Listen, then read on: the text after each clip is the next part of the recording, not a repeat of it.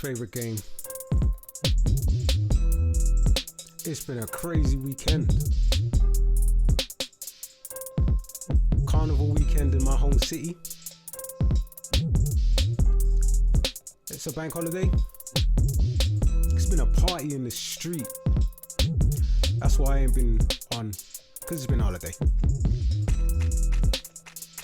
We've had the Dutch Grand Prix. Obviously Max was winning that. Hey, if Lewis ain't on the podium, I don't really want to know. We had a heavyweight boxing championship fight. Usyk versus Dubois. Usyk got the dub. Kind of predictable. Just as predictable as the F1, I guess. That was super predictable. But to be fair to Dubois, he did great, man. He did really good. I didn't actually think he would have that much of a chance against Usyk. I do rate Usyk as one of the best heavyweight fighters around. So we'll see. Maybe we'll get that matchup with Usyk versus Fury sooner rather than later. But yeah, welcome to another show. Forget about all the other sporting activities. We've got loads of football to talk about.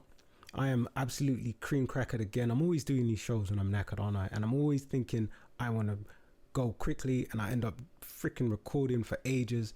But this time I'm going to do it with the mantra from the RSL, from the Saudi League. Yalla, yalla, yalla, yalla. Let's go. So what brands do we have? Well, you know, the usual. We've got ESPN, Sky Sports, The Guardian, Marca, something from Yahoo Sports and Forbes magazine as well. Oh, interestingly enough, this week we've got AS.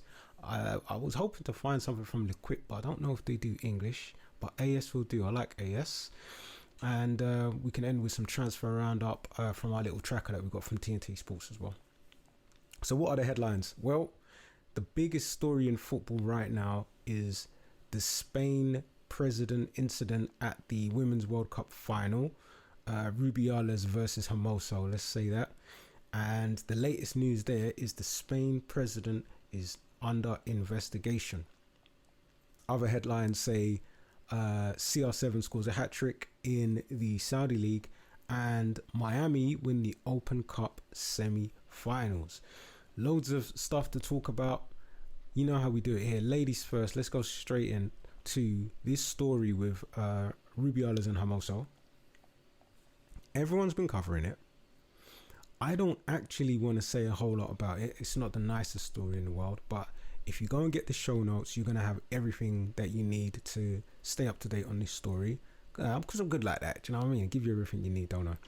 So, first things first, we've got an official statement from Jen Hermoso's Twitter account. You guys can read that. There's loads of lines that have been accentuated here, highlighted in bold. So you can see what the point she's really trying to drive home there. This story is a mess. They've been going back and forth for a little bit now between the two camps, Rubiales and Hermoso. I've got a comprehensive article from Sky Sports here. The headline is Luis Rubiales, Spain prosecutors open preliminary sex abuse investigation into Spanish FA president. And this article does a really good job of giving us a summary of all of the events that's happened up until this point. There's links to other stories related to this. It's just a mess. You got the mom of the president going on a hunger strike. She seems like a really emotional, religious type of lady. She looks like she's in a church doing a hunger strike over there, saying my son's innocent. You know, she's on hunger strike until things calm down, I guess is what she's hoping for. You've got people from the Women's World Cup, right? So the Spanish national team, the women's Spanish national team, they've been all rallying around their teammate, as you could kind of expect that. Bit predictable, like the Usyk fight result and the Dutch Grand Prix. But what wasn't so predictable was we've seen a men's Spanish player come out and say that he's refusing to play for the Spanish national team if you know, if something isn't done about this and if the president doesn't step down, that kind of thing. It's, man, read this article from Sky Sports. It's going to give you everything you need to know, catch you up. This is a situation. He's actually said that he wasn't going to resign. Then he ended up getting suspended. And now the Spanish government is looking into this. So this story isn't going anywhere, is it? So that's one from Sky. We've got one from ESPN talking about the mother of the president going on a hunger strike. We've got a piece from The Guardian, a little think piece here, where someone has they talked about the Me Too movement and how that's exposed the abuse of women in Spain. And then they've also talked about Se Acabó, which is looking like there's a new movement happening now. So apparently in Spanish, Se Acabó means it's over. And those were the words used by Putellas and other women. I remember Putellas had a tweet where she was rallying around her teammate. And she did say that it's over. But I read the English version. So I guess in Spanish, Se Acabó. So yeah, you guys can go and read this little think piece here. She's adding some context behind what's going on here. We've got something from Marker where they say experts point to toxic behavior in sport. It cannot be normalized. This one I thought was a really interesting read because they've got a couple of people who look like experts here. There's a Marta Eulalia Blanco, a specialist in sexual violence in sport. And she's got a few bits to say in there. You've got Diana Sanchez, a health psychologist. She's got some interesting things to say in there. You've got Miguel Lorente, an ex-delegate of the Government for Gender Violence. So there's some interesting people with opinions on this thing here. You guys can go and read that. That's in the show notes. It's not looking good for Rubiales, the president, and it's kind of looking like, well, I don't even want to say what I think it's looking like. I'm gonna leave it all up to you guys to decide what it looks like. But it's not a good situation over there. Something that's a little bit lighter in mood. We've got an annual river football match which continues to excite crowds in Cotswold Village. This is something that I had absolutely no idea about. It's a brand new discovery for me.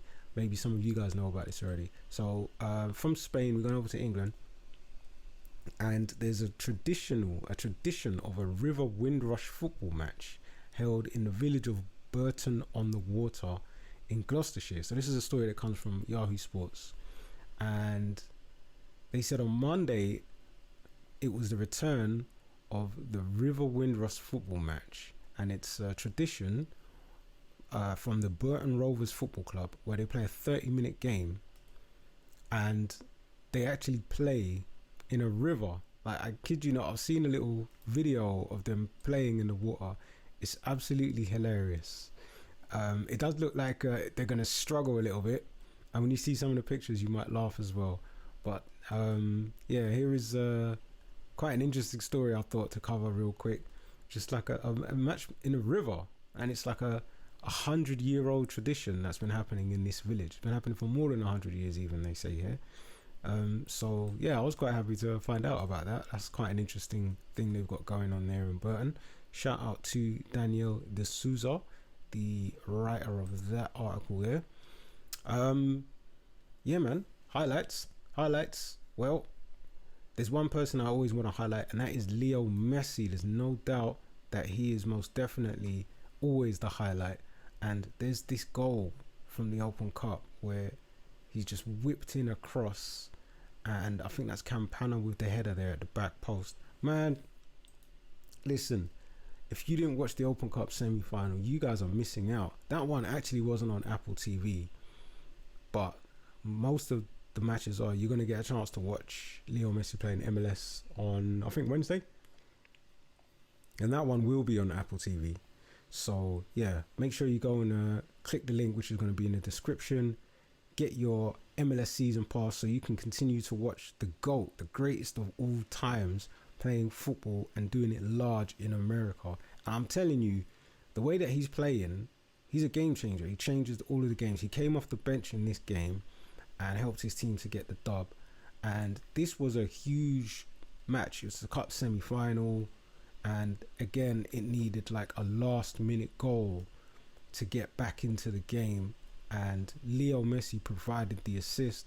They get back into the game, they go to penalties, and guess who scores the winning penalty? No, it was not Leo Messi. He took the first one, but it is the young boy Kremaski. I really like Kremaski because he's a local kid from Miami, came through, I think it was Fort Lauderdale, which was the club that was bought out, and then they made Inter Miami from the, from the ingredients that Fort Lauderdale had there. And so I think he's one of the kids that was around in that old setup there, maybe Fort Lauderdale 2 or something.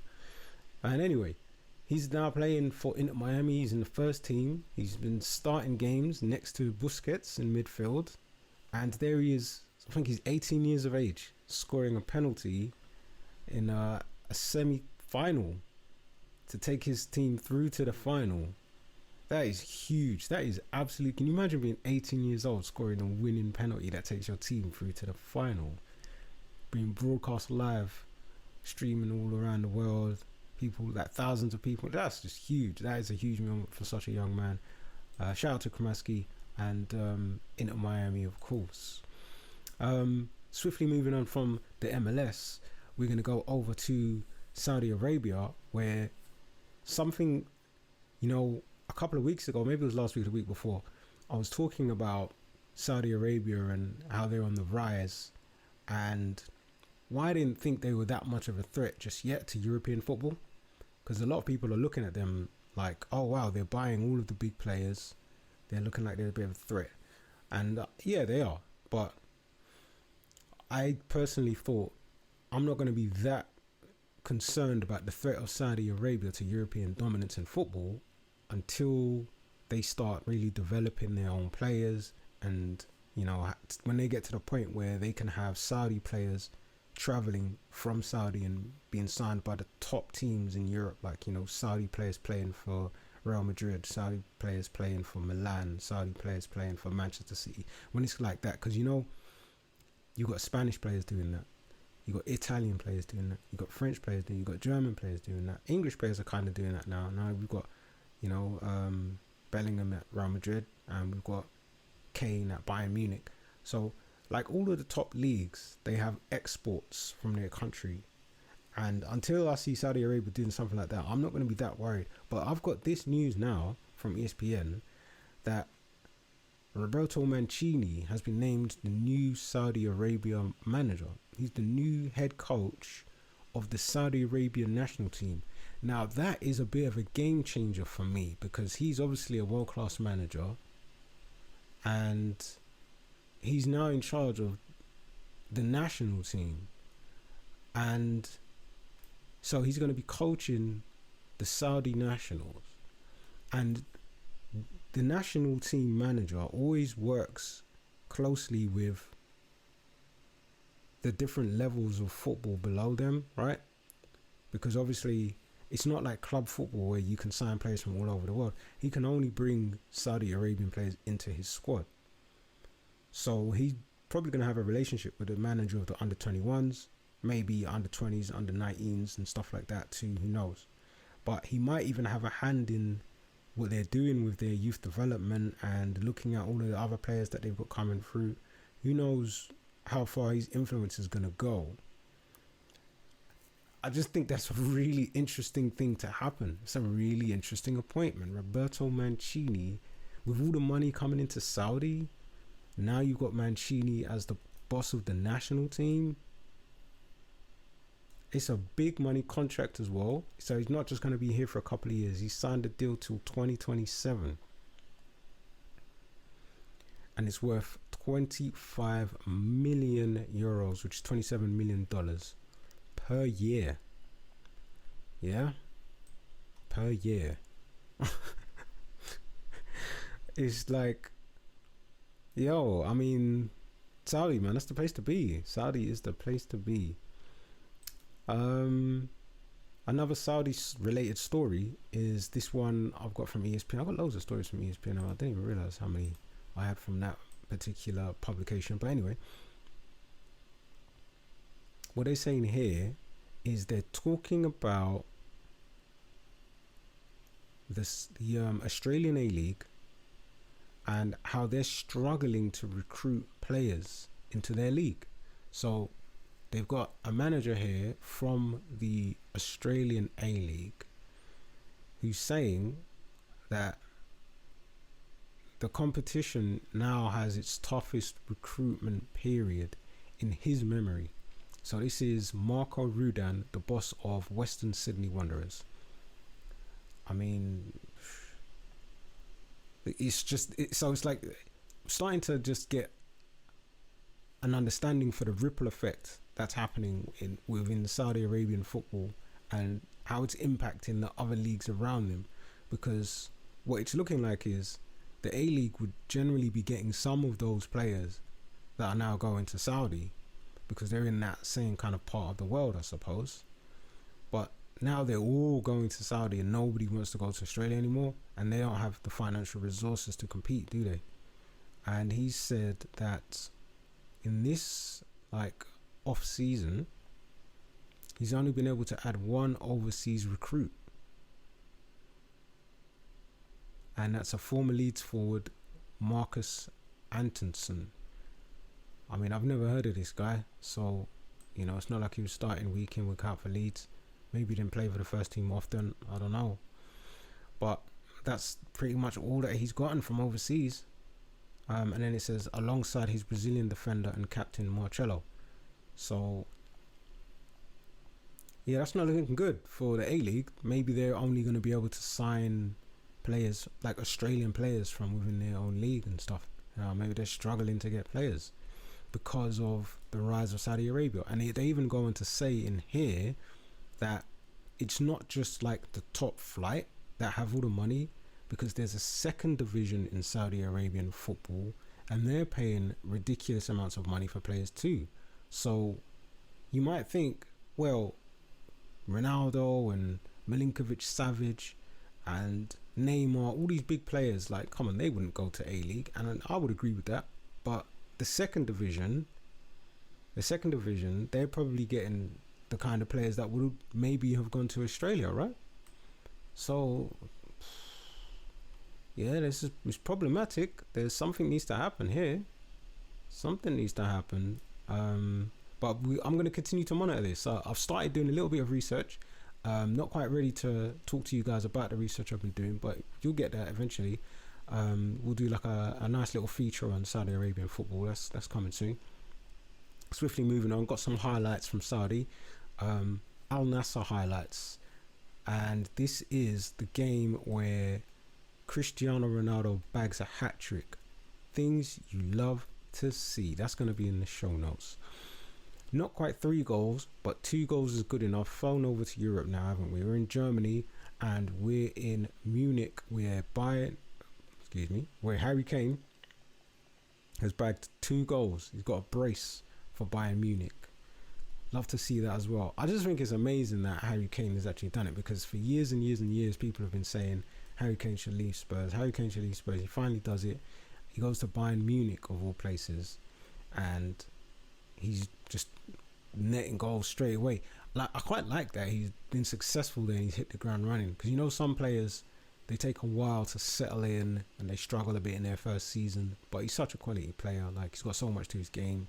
Even if he's not scoring goals, he can create goals for others. And I think the fact that this is my suspicion. I've always felt like the Bundesliga, the style that they have over there, the style of football, I always thought the Bundesliga was similar to what we have in England in the Premier League. I think that's one reason why Jurgen Klopp likes to go back there and sign players. Obviously, he's German, he's from the German league. He knows the league well, doesn't he? So you'd think he has an idea of, the players over there where he thinks this guy will fit into the Premier League. And yeah, so for me, it's just like a personal bit of validation that someone can leave the Premier League and go to Germany and do well. We've seen it time and time, but again, we've seen Bellingham go over there and do well. We've seen Sancho go over there and do well. There's more players from England over there right now. But shout out to Harry Kane. Swiftly moving on. Barcelona. They were in a 7-goal thriller. They won 4-3 away to Villarreal. And the highlight was the young boy Lamine. I'm just going to click play on these highlights real quick because I want to talk about... He didn't score, right? He's only 16 years old. So he's like one of the newest wonder kids on the block. If you haven't heard of him, you will soon. Lamine Yamal, yeah? I haven't seen a lot of him, but it was good to see in this game the goal assist that he got. Like, he produced a real moment of skill. I'm gonna have to skip this now, aren't I? Because like the highlights are taking long to get to. Oh, here we go. Look at this. Like, it's just so nonchalant. Like, he crossed the ball in. Yeah, he's on the wing. He crosses the ball in, but before he crosses the ball in, he just does a little dummy to fool the defender. And it's like, it's an unusual dummy as well, because it's like a fake shot, and then like it touches it to the side. It just looks so nonchalant and like yeah, I like him, man. I like him. I think he's gonna be one to watch for the future. So swiftly moving on from Barcelona, we've got a article here from Forbes where they're talking about Lamine Yamal, and they've captured what they're saying is his first television interview as a professional. So there's some words here where you got this young boy with all of this hope and all of this promise, super excited, doing his first interview. It's a bit of a moment. If you're a Barcelona fan, you'd probably love to read this. And it kind of reminds me of, you know, like when Leo Messi was coming through and he was this young, exciting teenager. And then we had Ansu Fati coming through at Barcelona, another young, exciting teenager. And this guy might be the next one.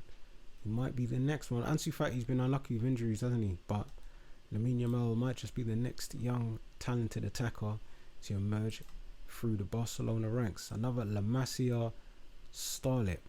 Moving on, more La Liga stuff. Yes, that guy, it's Jude Bellingham. He scores for Real Madrid as they beat Celta 1-0. They get a cheeky away victory there. Shout out to Bellingham. I can't get enough of watching Jude Bellingham, man. He's such a quality player. And I was just talking about him being in the Bundesliga. And he's gone over to Liga. And he's just... It was a big fee, wasn't it? But he's living up to his price tag. He's scoring on a regular basis. What can you say? Top boy. Someone who would hope to become a top boy at Real Madrid is Endrick. So for those that don't know, he's another wonder kid. A Brazilian wonder kid. They signed him. I think I saw the fee in this article here somewhere, didn't I? They signed him for 35 million euros plus 25 million euros in extra clauses. So let's say 35 million up front plus an extra 25 if and when. So you'd think, okay, this guy's going to be a talent. And he is. If you'd seen him play, I've seen some clips and some highlights of him. He looks talented, like proper, the next Brazilian star. But he's young, so he's not ready to like go to Real Madrid and be playing there yet. Like, so they've loaned him back out. So he's signed for Real Madrid, stayed at his original club in Brazil, Palmeiras. But unfortunately, what they're saying in this article here is he's picked up a bad patch of form. He's had a dip in form. He's lost his place in the side, like he's not even playing anymore. And for a young man, it's concerning news, isn't it? Because for someone who's looked at as one of the most exciting young talents in world football, this is the last thing that you want to see. So I'm hoping that Endrick can get his form back. He can get scoring goals, get playing well. Like, if you see him play, he's one hell of a prospect, man. He just looks amazing on the ball, amazing ball skills, just that innate ability to fool someone with his body shape and his feints. Like, just it's that thing that all of the quality players, all of the greats have it. I think Maradona talked about deception. He said that's one of the most important things a footballer can have, is deception, like the ability to make them think you're going to go left and go right, you know, that kind of thing. And Hendrick's got it. So let's hope he gets back to winning ways. Swiftly moving on, we're going to find ourselves in Italy with Milan. Why am I talking about Milan? Well, it's interesting because their new signing, Captain America, Pulisic from Chelsea, he scored today. And so did Olivier Giroud, ex-Arsenal man, the man who won the World Cup without scoring a goal, even though he was playing as a striker. Legend. Only Giroud can do that. He scored 2 goals, 2 penalties. Pulisic scored 1. Ruben Loftus-Cheek started the game in midfield. Englishman, you know, shout out to RLC. And they got Tomori in defence as well. I like Milan. I do like Milan. Come on. They've got Leao playing left wing as well. So it's like Leao on the left, Giroud through the middle, and Pulisic on the right. Guaranteed I'm going to be watching some Milan matches this season. They won 4-1. I know it's just a league game, but against Torino, but 4-1, yeah, go on. That's a good game to watch. Highlights are in the show notes. Smoothly moving on, finding ourselves in Ligue 1 in France, and talking about PSG.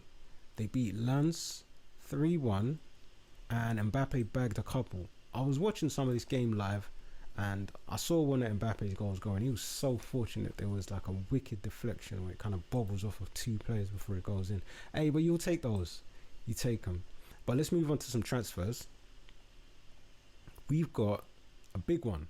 Mohamed Kudus transfers to West Ham United for £38 million. Imagine that. They've got Kudus.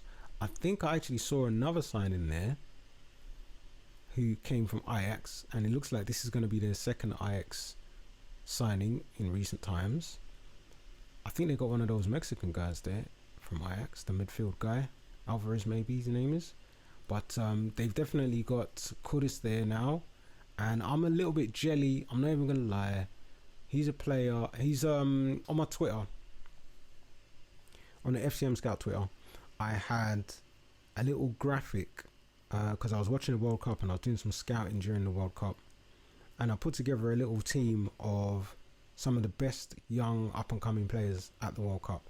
And from now till then, like literally half of them have all transferred. They've all made big money moves, and half of them are in the Premier League, which is something I find really interesting. Gakpo, obviously Bellingham's gone to Real Madrid. He didn't even make it into the team, so I'm not talking about Bellingham for. But Kudus was among those that were in there. Timber was in there, Jerian Timber. And yeah, they're all in the Premier League. All these young players that I've been scouting. Yeah, your boy's got an eye for talent. Trust me when I tell you about a player that is a baller. And I'm telling you, if you don't know who Mohamed Kudus is, you will know when you see him for West Ham. He's super talented. He can play right wing. He can play in like attacking midfield. And you know, at Ajax, they kind of have that total football going on there. The players there, they learn to play football in an amazing way. And they learn to play in various different positions. So I'm sure over the course of the season, we'll see Kudus playing all over the place for West Ham. He might end up playing as the furthest player forward as a striker. He might end up playing on the wing. He might end up playing in behind somebody as like a number 10. He might be playing further back in midfield as like a number 8. And he's talented. He can do a lot. And yeah, like I said, I'm a bit jelly because I thought for the price that he's going for, 38 million, like I thought Arsenal should be in there for that. And this is a guy who, honestly, he's so talented. I believe he could be a good person to play instead of playing Bukayo Saka. So you could like rest Saka and play Kudus on the right wing. And he's left-footed, and I've described him as Saka from Amsterdam. That's how much I like him. Saka from Amsterdam. And West Ham's got him. West Ham got Saka from Amsterdam. I mean, good for them, but it's a sad day for Arsenal. They should have got in there. So I'm going to put a little link to the little welcome video that West Ham did, which is kind of cool. It's a nice little, they gave him a nice little East End welcome, which is kind of cool. I gotta admit, I do like the way they done that. So shout out to West Ham. And you know what? Yeah, I might just have to buy a ticket. I might just have to buy a West Ham ticket and go and watch Kudus play. Yeah, I'm getting down the London Stadium. Um, and yeah, and that's it. What time have we got? How long have we been recording? About half an hour. That wasn't bad, was it? That wasn't bad. So, yeah, there's just a little bit more transfer news before we get out of here. We've got Al Ittihad prepare 150 million euro offer for Mohamed Salah. I had to say his name like that. It was just super dramatic. So yeah, this is our little transfer tracker we got from TNT Sports. That's the huge transfer story at the moment. Will it happen? Won't it happen? We don't know. But they're preparing a big money move. And the gossip is, what's going to happen if Liverpool sell Mohamed Salah? We know they've got a lot of attackers. We know they've got a lot of quality in their team. So they'll probably be okay. Maybe they'll strengthen. Maybe they'll try and, put in a cheeky bid for Mbappe or something. Or maybe they won't. We'll see. Maybe they won't sell. Maybe they'll say, no, we're not selling them. Who knows? Apparently, Mateus Nunes stops training in a bid to force a move to Man City. I like this Nunes guy. I think he's absolutely rapid for a centre midfielder. You don't see centre midfield players with that amount of pace. It's an extraordinary attribute that he has, an extraordinary string to his game. Wait, did I say that right? A string to his game, an extraordinary string to his bow. That feature of his game. So yeah, Fabrizio Romano was breaking his story, saying that negotiations between the two clubs are continuing after a bid in excess of 60 million euros. I mean, that's a lot of money, but obviously City's got that. Fabrizio Romano's also talking about Lukaku to AS Roma. He said, here we go. So there you go. All right. When Romano says, here we go, that's it. It's done deal. So, yeah. It's a loan? It's a loan. It's a loan till June 24. Lukaku's going to go to Roma. And the salary is about 7.5 million euros. Is Mourinho still the coach of Roma? If Mourinho is still the coach of Roma, then this makes sense, because Mourinho, ex-Chelsea manager, he should know all about Lukaku. Should be able to get the best out of him. Interesting, that. And maybe you will see Lukaku and Tammy at the same time, the two Chelsea boys, forming a bit of a partnership there. Maybe they're going to play 4-4-2. That's interesting. We've got I don't like the look of this source, but they've got it here in TNT Sports. But they're talking about McTominay agrees terms with Bayern Munich. What? I mean, huh? They're saying it's a swap deal between McTominay and Gravenberch. I like Gravenberch. I call him Gravenbizzle. So Gravenbizzle to United and McTominay to Bayern. Why would you even do that? That doesn't make sense to me. You know what? That just baffled me. So I'm not even going to read the rest of this stuff. So I'm going to duck. I'm going to slide out. It's still Carnival Monday.